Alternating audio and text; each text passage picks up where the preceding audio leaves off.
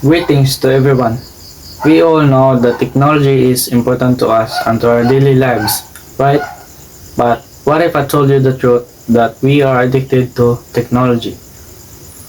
I know how much important technology is, but if you look around, we can see that everyone are busy looking at their screens, whether it's smartphone or computers.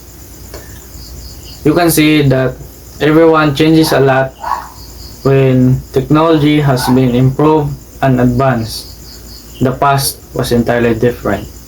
Technology wasn't our source of happiness and top priority. I know that we use this technology to make our lives easier. But studies have shown that an average person can spend 6 to 7 hours on screens. That is a waste of our time. Spending all of our day just staring at screens. Can you imagine that? 6 to 7 hours of our life every day just staring at screens. This addiction can harm our mental health and relationships.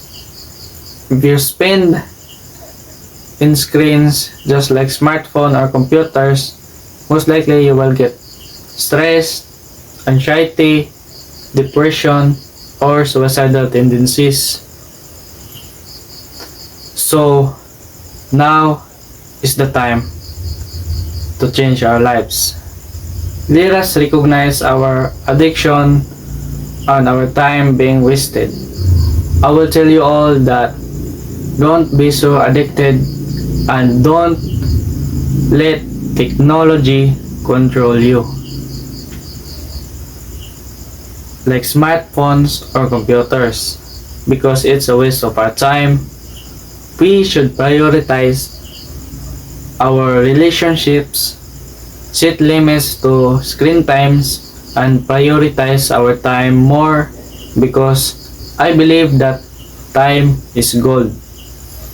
You should do what you like in your life and not be stuck at your screens waiting to get old. Keep in mind that technology should serve us, not control us. I believe that we all break this chain and reclaim our time, our focus, and our relationships. So now, do what you want in your life and have all the time in your hand, and don't let go, because doing what you want in your life can make you happy and not the technology. Thank you.